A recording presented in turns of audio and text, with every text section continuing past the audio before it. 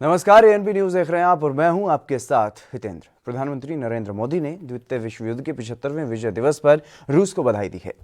PM Modi ने कहा कि इस मौके पर द्वितीय विश्व युद्ध के दौरान हजारों भारतीय सैनिकों के बलिदान को भी प्रधानमंत्री नरेंद्र मोदी ने याद किया है। और पीएम मोदी ने ट्वीट में लिखा कि 75वें विजय दिवस पर भारत रूस के साथ खड़ा है और द्वितीय विश्व युद्ध में हजारों भारतीय सैनिकों ने भी बलिदान दिया था। राष्ट्रपति पुतिन और रूस के लोगों को इस मौके पर शुभकामनाएं।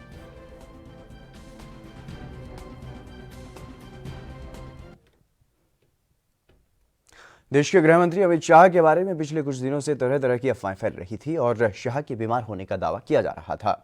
इन सभी खबरों पर शाह ने विराम लगा दिया है। शाह ने खुद एक ट्वीट करके अपने स्वास्थ्य की चिंता करने के नाम संदेश जारी किया है और जिसमें उन्होंने लिखा है कि वो पूरी तरह से स्वस्थ हैं और ठीक हैं। साथ ही उन्होंने ये भी लिखा है कि लोगों ने मेरी मौत के लिए दुआ भी मांगी, लेकिन हिंदू धर्म की मान्यताओं के अनुसार ऐसा करने से स्वास्थ्य और भी मजबूत होता है। लेकिन ऐसा करने वालों के लिए उन्होंने लिखा कि ये बेकार की बातें छोड़कर मुझे मेरा काम करने दें और आप भी अपना काम करें। साथ ही शुभचिंतकों का आभार जताया और अफवाह फैलाने वालों को भी धन्यवाद कहा।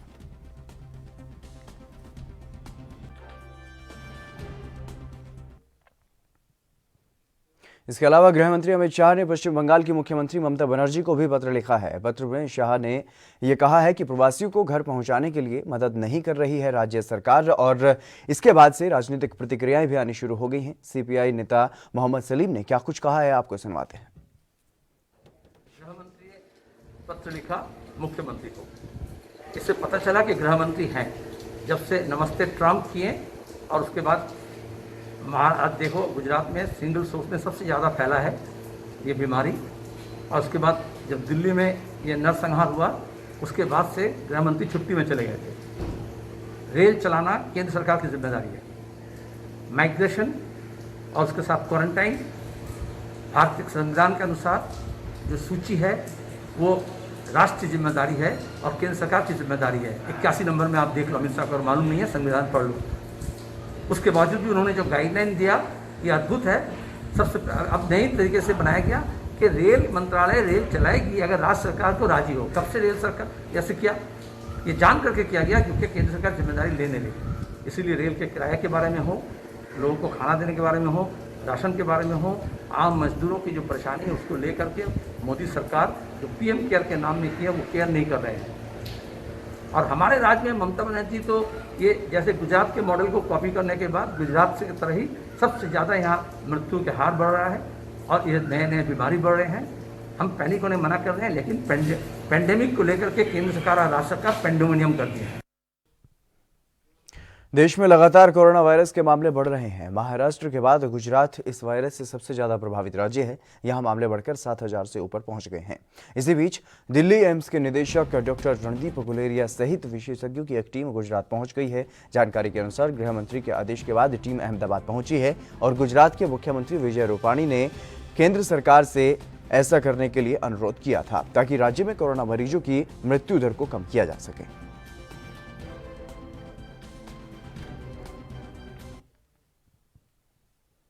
वहीं एम्स के डायरेक्टर डॉक्टर रणदीप गुलेरिया ने अहमदाबाद में बैठक के बाद कहा कि अगर कोरोना का मरीज जल्द से जल्द अस्पताल पहुंचता है और अपने आप को आइसोलेट करता है तो ज्यादा दिक्कतें नहीं होंगी।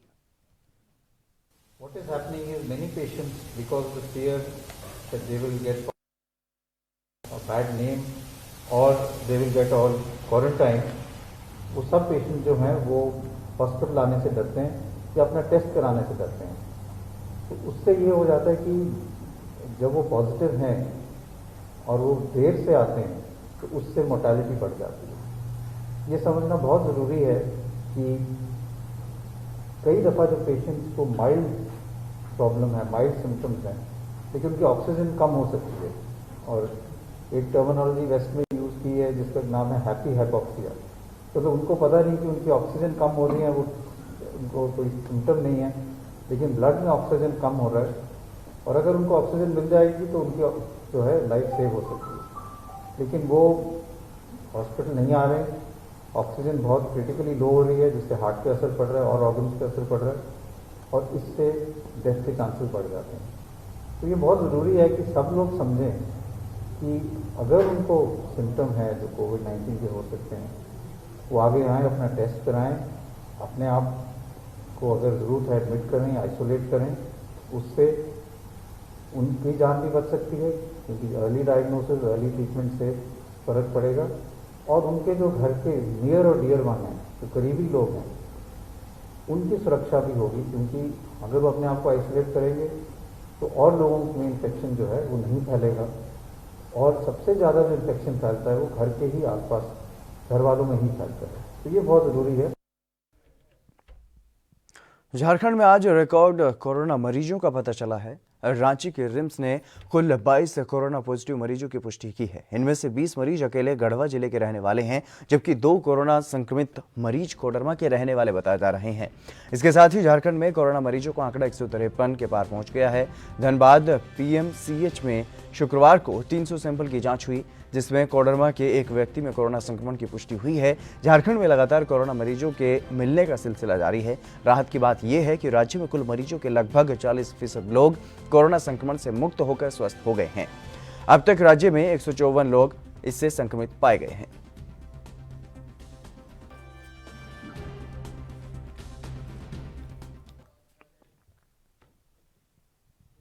दिल्ली में फंसे बिहार के प्रवासी मजदूरों की घर वापसी को लेकर नीतीश सरकार और केजरीवाल सरकार में तकरार देखने को मिल रही है।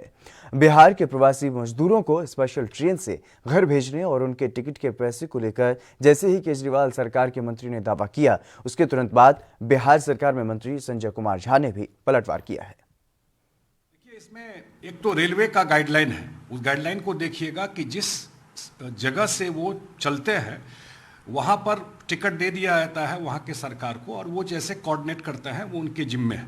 जहाँ तक बिहार सरकार की बात है, मैंने ट्वीट देखा दिल्ली सरकार के मंत्री का, जिसमें उन्होंने कहा कि हमारी सरकार 1200 श्रमिकों को नई दिल्ली से मुजफ्फरपुर वाले ट्रेन में, जो श्रमिक ट्रेन आ रहा है, उसमें उनको पैसा वो सरकार दे रही है। और ये पत्र है मेरे पास जो उन्हीं के सरकार के द्वारा भेजा हुआ है बिहार सरकार को, कि जो पैसा श्रमिक को आप दे रहे हैं उसको नहीं दे करके ये पैसा आप दिल्ली सरकार को रीइंबर्स कर दीजिए, वापस कर दीजिए। अब इससे बड़ा झूठ क्या होगा? एक तरफ आप क्रेडिट ले रहे हैं कि हम भेज रहे हैं अपने पैसा से, दूसरी तरफ बिहार सरकार को बोल रहे हैं पैसा हमको वापस कर दीजिए।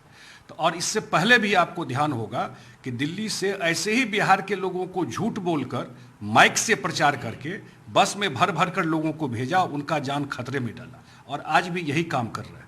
नीतीश कुमार जी ने तय किया हुआ है कि भाई जो भी मजदूर आएगा उसको क्वारंटाइन सेंटर में रख के खाने पीने रहने का इंतजाम करके, और जब वो जाने लगेंगे तो उनको भाड़ा पूरा मिलेगा, साथ में 500 रुपया भी देंगे। गुजरात के सूरत में एक बार फिर से सैकड़ों की तादाद में मजदूर सड़कों पर उतर आए। घर जाने की जिद पर अड़े प्रवासी मजदूरों ने जाम लगाकर प्रदर्शन किया। बता दें कि लॉकडाउन के बढ़ने के कारण उनका आक्रोश भी बढ़ता जा रहा है और नतीजा आए दिन पुलिस और उनके बीच टकराव की खबरें सामने आ रही हैं। इस दौरान यहां लॉकडाउन के नियमों की धज्जियां उड़ाई गई। बताया जा रहा है कि प्रदर्शन कर रहे मजदूरों ने उन्हें ले जाने वाली ट्रेनों की संख्या बढ़ाने की मांग की है।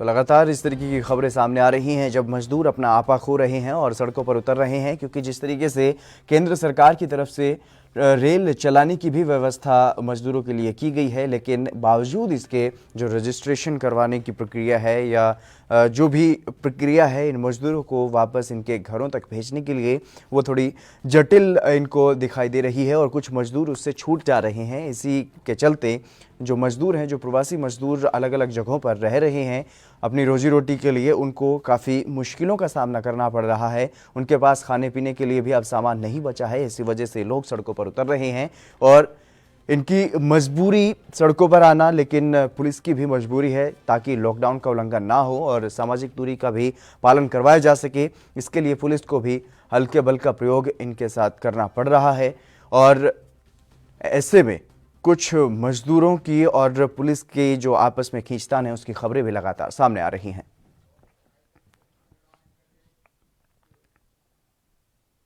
वहीं सूरत में प्रवासी कामगारों ने अपने राज्यों में वापस भिजवाने की मांग करते हुए जब विरोध प्रदर्शन किया, हर बार की तरह पुलिस ने यहां भी बल का प्रयोग करते हुए भीड़ को तितर-बितर किया। कई जगह झड़प भी हुई। सूरत के joint police commissioner DN Patel ने इस मामले पर क्या कुछ कहा है, आपको वो भी सुनवाते हैं। तो जानते हैं कि ये हजीरा इंडस्ट्रियल एरिया है पूरा, उसमें अदानी L&T है, बाकी काफ़ी कंपनियां हैं यहाँ पे, क्रिप्को वगैरह है। तो लोग बिहार और उत्तर प्रदेश से काफ़ी लोग हैं यहाँ पे, श्रमिक लोग हैं जो कि लॉकडाउन जारी हुआ तब से यहाँ पे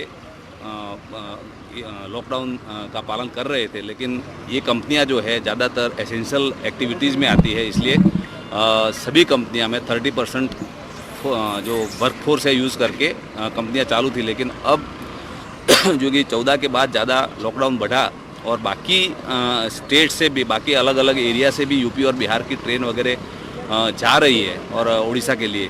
तो इन लोगों को पिछले एक आध हफ्ते से गांव जाने के लिए काफ़ी प्रेशर कर रहे हैं। अंदर से लोग काम के ऊपर उनको ज़्यादा घर जाने की ज़्यादा इच्छा हो रही है। तो कल परसों भी ये लोग इकट्ठा हुए थे, हमने लिस्ट वगैरह उनको बोला, लीडर को तुम लिस्ट बनाओ, जब भी तुम्हारी टर्न आएगी तब हम तुमको ट्रेन, तुम्हारा 1200 आदमियों का एक ट्रेन जाता है तो उसमें, और वो हमने कल कलेक्टर ऑफिस को सुपुर्द भी कर दिया। 5 एक ट्रेन के लिए हमने लिस्ट भी भेज दिया है। लेकिन आज फिर से सुबह 8 बजे लोग कुछ लोग हैं L&T कंपनी है, कुछ कंपनियां में जिन्होंने काम किया है, उनका ये कहना है अकॉर्डिंग टू दिस लेबरर्स कि मार्च महीने में पगार नहीं मिला उनको, अप्रैल में भी नहीं मिला। तो ऐसे बिहार के सैकड़ों मजदूर महाराष्ट्र के अमरावती में भी फंसे हुए हैं। कॉटन मार्केट में मजदूरी का काम कर रहे प्रवासी मजदूर अब परेशान हो रहे हैं। लॉकडाउन के कारण कोई काम नहीं मिल रहा, खाने रहने में भी परेशानी हो रही है और रेल की व्यवस्था सरकार ने की है लेकिन इन्हें वो भी नसीब नहीं हुई। तो ये लोग प्रशासनिक अधिकारियों के पास पहुंचे और वहां भी इनकी समस्या का कोई समाधान नहीं निकला। तो अब हताश और निराश प्रवासी मजदूर पैदल ही अपने घरों की तरफ निकल पड़े। आप लोग पूरे के पूरे अभी विलासनगर कॉटन मार्केट, और अभी आप विलासनगर कॉटन मार्केट से ही आ रहे हैं। अभी 2-3 रोज पहले जो गर्दी दिख रही थी अमरावती जिला सामान्य अस्पताल में, उसमें आप लोग भी थे क्या मेडिकल कराने? तो आपको फिर जिला अधिकारी कार्यालय में क्या बोला गया? आप जब परमिशन के लिए गए थे तो वहाँ पर कुछ भी सुनवाई नहीं ले रहे। गाड़ी उड़ी मिलेगा। कल गया था वहाँ विलासनगर आप अथी में गया था मार्केट में। हाँ, तो हम लोग को कागज बोला बना करके दिए हुए हैं। बोले कि आपको कुछ पास ये रहेगा तो आपको कोई भी गाड़ी पकड़ के आप ट्रेन में, आपको सुबह 9 बजे कल ही मिलने वाला था ट्रेन, लेकिन कल भी हम लोगों को नहीं मिला। इसकी वजह से तो शाम में हम लोग आगे जो हम लोग सेठ लोग का काम कर रहे थे, हम लोग उनको बोले भैया जब आप लोग बोले कि सुबह गाड़ी है तो गाड़ी, तो रात शाम में बोला उन लोगों ने कि सुबह 9 बजे आप लोग को गाड़ी आ जाएगा, यहाँ बस आएगा आपके गेट पर, यहाँ से उठा करके बटेरा ले जाएगा, वहाँ पर अपना गाड़ी सबका आएगा, वहाँ पर उठा करके ले जाएगा। तो ये आप सबके सब लोग कॉटन मार्केट में क्या काम करते थे? पूरे के पूरे जितने लोग, पूरे के पूरे। तो अलग अलग दुकानों के अलग अलग मालिकों ने आप लोगों को क्या सपोर्ट किया फिर अभी तक? कुछ भी नहीं, कुछ भी नहीं। वो सब बोल रहा है कि तुम लोग रोका, उसके बाद आगे समझ निकालेंगे, लेकिन फिर भी कोई संभावना हम लोगों के लिए कोई विकास नहीं निकाला। इसकी वजह से हम लोग सोचे कि अब जहाँ महामारी, जब हम लोग न्यूज देखते हैं तो बढ़ता ही जाता है। इसकी वजह से हम लोग ने आज इसकी पैदल ही चल करके देखते हैं। बाकी एक बात बताइए, पैदल चलने में इस चीज का हल निकलेगा क्या? आपको लगता है क्या? कोई मामूली दूरी थोड़ी है बिहार की, नहीं दूरी है, लेकिन हम लोग क्या करें? हम लोग सर क्या करें? यहाँ अभी घर मुहर्रम में रहते हुए हैं तो सेठ लोग आता है उधर से गाली गुलोज करता है कि तो बीमारी का फैसला है, उससे भी हम लोग का। देश में लॉकडाउन के दौरान अधिकांश राज्यों में शराब की बिक्री की मंजूरी दी जा चुकी है। तमिलनाडु में भी गुरुवार से शराब की दुकानें खुल गई थी, लेकिन इस बीच मद्रास हाईकोर्ट ने तमिलनाडु में शराब की दुकानों को फिर से बंद करने का आदेश दे दिया। मद्रास हाईकोर्ट ने तमिलनाडु में शराब की दुकानों के खुलने के एक दिन बाद ही उन्हें बंद करने का आदेश देते हुए कहा कि उसके दिशा निर्देशों का उल्लंघन किया जा रहा है। हालांकि हाईकोर्ट ने लॉकडाउन के जारी रहने तक शराब की ऑनलाइन बिक्री और होम डिलीवरी को मंजूरी दी है।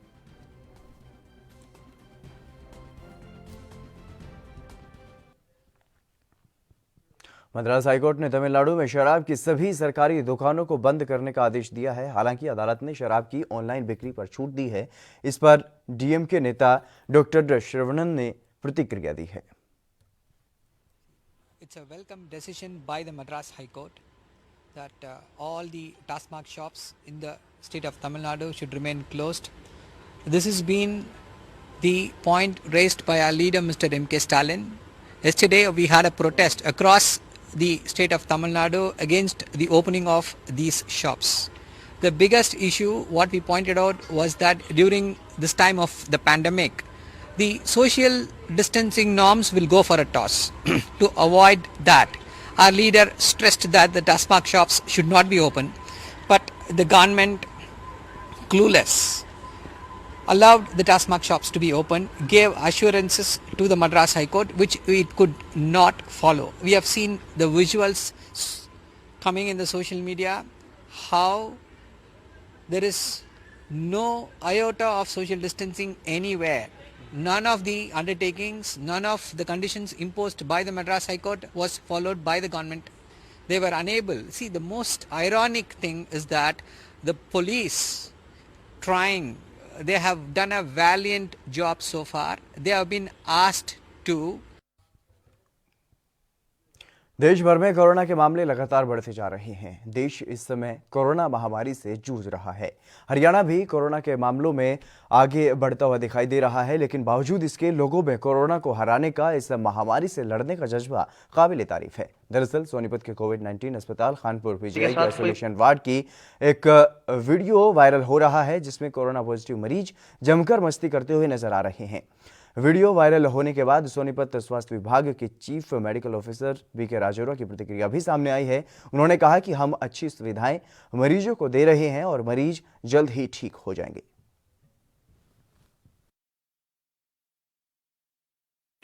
ये देखो भाई, ठीक है, कोई टेंशन नहीं है, बड़े खुश नजर आ रहे हैं। ये कोरोना के मरीज है पर मतलब खुश है। ठीक है, ये टाइम का 4-4 रोटी टेंशन फ्री है। दूध और लस्सी के साथ कोई प्रॉब्लम नहीं है इनको। और भाई ये हमारा संजय है, भाई ये संजय भाई है। ये बेचारा बीरबानी की वजह से बहुत परेशान है। इसको और कोई टेंशन नहीं है, सिर्फ इसको प्रॉब्लम है बीरबानी की। ठीक है भाई। देखो, इससे यही प्रतीत होता है कि जो वहाँ पर उनको ट्रीटमेंट मिल रहा है और जो सुविधाएं मिल रहे हैं उससे वो संतुष्ट हैं। ठीक है, उनका बाकायदा जो डाइट चार्ट है वो बना दिया गया है। उनको जब भी किसी चीज़ की ज़रूरत पड़ती है तो उनको तत्परांत उसको उनको मिल जाती है। तो इस चीज़ को लेकर और जो इलाज वहाँ पर चल रहा है उससे उनको संतुष्टि है। हमारे जो 89 पेशेंट्स आए हैं कोविड पॉजिटिव की, उसमें से 9 वहाँ से डिस्चार्ज भी हो चुके हैं। तो कहीं ना कहीं उनको संतुष्टि है, संतोष है, इसलिए किया है। सर क्या मानते हैं कि कोरोना जैसी महामारी से घबराए नहीं, सावधानी रखने की जरूरत है? बिल्कुल, वो तो है ही। आपको स्टे एट होम, दूरियां अपनी बनाए रखें। ठीक है, हैंड वॉशिंग करें, मास्क का इस्तेमाल करें, इन चीज़ों का। महानगरों से सैकड़ों की संख्या में मजदूर अपनी पैतृक जगहों को छोड़कर अन्य जगहों पर सालों से काम कर रहे थे, अपने परिवार का लालन पालन कर रहे थे, लेकिन अब इन मजदूरों को दाने दाने के लिए मोहताज होना पड़ रहा है। कोरोना महामारी की मार ने गरीब तबके के लोगों को अपने गांव शहर लौटने को मजबूर कर दिया है। सैकड़ों लोग अपने अपने घरों को आ रहे हैं, बिना किसी परमिशन के निकल रहे हैं। ऐसे ही ट्रकों में भरकर महाराष्ट्र से चलकर यूपी की ओर जाने वाले मजदूर सड़क हादसे में घायल हो गए। इस ट्रक में करीब 22 मजदूर सवार थे और इस हादसे से पहले सभी मजदूर घायल हो गए हैं, जिन्हें इलाज के लिए जिला अस्पताल में भर्ती करवाया गया है। ये ट्रक मजदूरों को लेकर मुंबई से कानपुर जा रहा था। महाराष्ट्र मुंबई से आ रहा था, जौनपुर उत्तर प्रदेश के लिए आया जी। तो एक्सीडेंट कब हुआ था और कितने लोग थे आप लोग? सर हम लोग 22 लोग थे और हम कल नहीं परसों की डेट में वहाँ से निकले थे जी। और हमें रास्ता किसी ने बताया ये रूट जाने के लिए जी। तो हमारा सपना रूट था, तो हम पहुँच जाते। यहाँ पे गाड़ी हमारी साइड में थी, पीछे से ट्रक वाले ने आके साइड मारा। कब की घटना है ये? सर कल रात की घटना है। अब कितने लोग थे लगभग? सर 22 लोग। कितने लोग घायल हुए अभी? सर करीब सभी लोग घायल हैं, 1 लोग इमरजेंसी में। हरियाणा के पलवल में महाराणा प्रताप भवन में महाराणा प्रताप की 480वीं जयंती मनाई गई और इस अवसर पर लोगों ने महाराणा प्रताप की प्रतिमा पर पुष्प और फूल मालाओं से श्रद्धांजलि अर्पित की। इस मौके पर संस्थापक अध्यक्ष और हरियाणा लोक सेवा आयोग के पूर्व सदस्य हरेंद्र पाल राणा भी मौजूद रहे।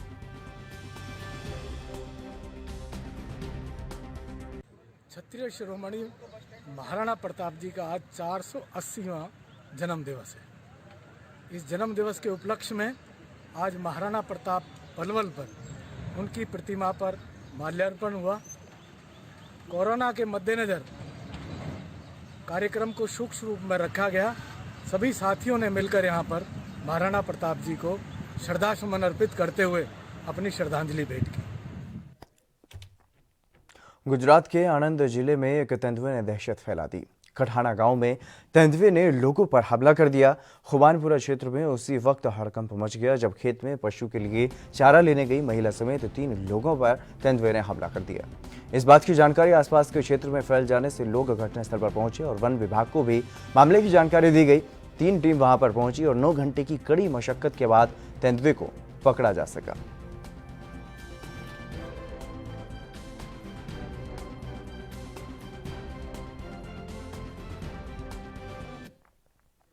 चलिए इसी बीच रुक करते हैं इस वक्त की बड़ी खबर की ओर। एचआरडी मंत्री रमेश पोखरियाल निशंक का बयान सामने आया है। सीबीएसई स्कूलों में चेक किए जाएंगे पेपर। ये बड़ी खबर, शिक्षकों के घरों पर पहुंचाए जाएंगे पेपर और करीब 50 दिनों में पूरी होगी ये प्रक्रिया। तो ये बड़ी खबर आपको बता रहे हैं सीबीएसई बोर्ड से रिलेटेड, जहां पर जो परीक्षाएं हो चुकी हैं सीबीएसई की 10वीं और 12वीं की बोर्ड की परीक्षाएं, उनकी जो कॉपियां हैं वो अब शिक्षकों के घरों तक पहुंचाई जाएंगी और वहीं पर जो शिक्षक हैं वो उन कॉपियों की चेकिंग करेंगे और मार्किंग करेंगे।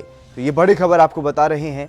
एचआरडी मंत्री रमेश पोखरियाल ने ये जानकारी दी है। ये बड़ी खबर, सीबीएसई स्कूलों में चेक किए जाएंगे पेपर। जो भी परीक्षाएं हुई हैं उनकी कॉपियों की जाँच अब की जाएगी और सभी अध्यापकों के घर जिनकी भी ड्यूटियाँ इस काम के लिए लगनी थी, कॉपियों की जाँच के लिए जिनकी भी ड्यूटी लगनी थी, उनके लिए ये बड़ी खबर सामने आई है। अब जितनी भी कॉपियां हैं उनकी जांच की जाएगी और शिक्षकों के घरों तक ही ये कॉपियां पहुंचाई जाएंगी। करीब 50 दिनों में ये प्रक्रिया पूरी होनी है। तो जितनी भी परीक्षाएं हो चुकी हैं सीबीएसई की, उन सभी परीक्षाओं की जो कॉपियां हैं वो शिक्षकों के घरों पर पहुंचाई जाएंगी और वहीं पर इन कॉपियों की जाँच की जाएगी और नंबर दिए जाएंगे। जिस तरीके से रिजल्ट की तैयारी भी सरकार ने शुरू कर दी है सीबीएसई बोर्ड से संबंधित। ये बड़ी खबर, जितनी बोर्ड की परीक्षाएं हुई हैं उनकी कॉपियां अब जांच के लिए अध्यापकों के पास भेजी जाएंगी। चलिए फिलहाल इस बुलेटिन में बस इतना ही। आप बने रहिए एएनपी न्यूज़ के साथ।